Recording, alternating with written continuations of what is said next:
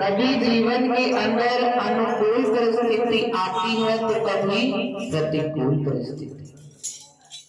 अनुकूल परिस्थिति के अंदर हम दुखी होते हैं और प्रतिकूल परिस्थिति के अंदर खुश होते हैं।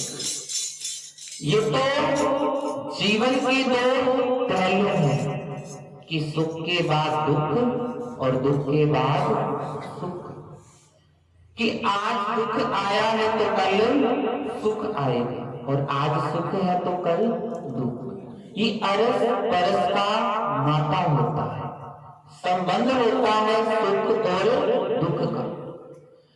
जैसे कोई भी व्हीकल दो पहियों से चलता है, कि एक पहिए की तो कोई भी गाड़ी नहीं होती, ठीक इसी प्रकार जीवन भी दो पहियों से चलता है, सुख और दुख। अभी हम शब्दों के अंदर बोल रहे थे कि दुख दे विच तो याद है करता, सुख दे विच क्यों भूलना, जे सुख विच तो याद करेता फिर दुख काहे भूलना। कि जब हमारे जीवन के अंदर दुख आता है तो हम तब परमात्मा को याद करते हैं, जब जीवन के अंदर सुख आ जाता है तो परम पिता परमात्मा को भूल जाते हैं। और अगर हम सुख के अंदर याद करेंगे तो फिर दुख पता ही नहीं चलेगा।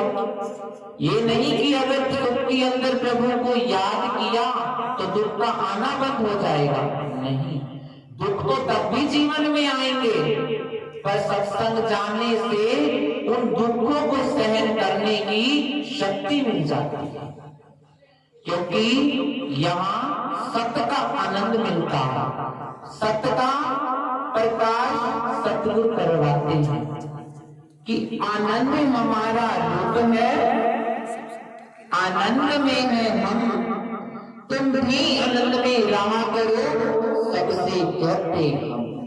ये संतों की वाणियां हैं कि संत खुद भी आनंद के अंदर रहते हैं और हम जीवों को भी आनंद देना चाहते हैं। जीवन के अंदर सुख में भी आना है, दुख में भी आना है, पर शक्ति कहां से मिलेगी दुख सहन करने की? यहां से, जहां आज हम बैठे हैं। ये सच्ची अदालत है, ये हमारे लोक के भी साथी हैं और परलोक के भी साथी हैं। ये हमें इस लोक यानी इस संसार के अंदर भी जीना सिखाती हैं और परलोक के अंदर कौन से अंदर के अजब नजारे हमने देखने हैं वो भी बताते हैं।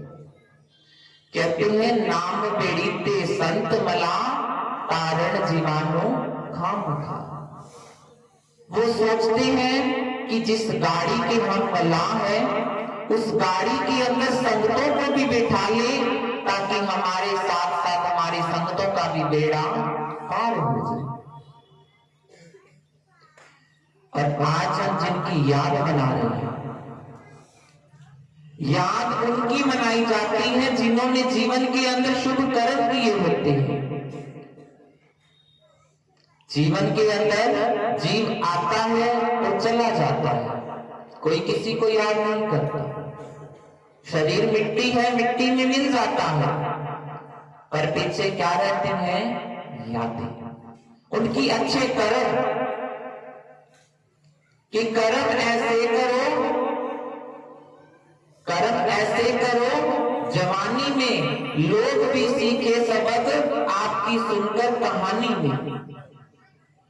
कि जीवन के अंदर ऐसा कर्म, ऐसे सुख हम सबको दें, मीठा बोल अपने जीवन के अंदर हम सबसे बोले, क्योंकि हम बात तो सबसे ही करते हैं।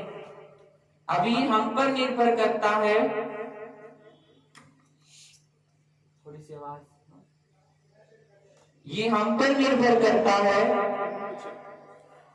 कि हम अपने जीवन के अंदर कैसा बोल बोल रहे हैं। एक हम कहें रोटी खा लो किसी से, और एक हम कहें रोटी थक ले। कितना शब्द में फर्क आ गया। शब्द कहे तो वही कि रोटी खा लो, कहने का मतलब तो यही। एक ये बोले रोटी खा लो कितना सुंदर लगे, और एक हम कहें रोटी ढक ले, नहीं, ऐसा जीवन। ग्रंथों के अंदर वाक लिखा है, खाओ सही चखो ना, बोलो सही बको ना, चलो सही धक्को ना, देखो सही तक्को ना। एक देखें प्यार की निगाह से और एक इसको घूर कर देखें, तो जीवन में कैसा देखना है? प्यार से। यही तो हिसाब जाएगा।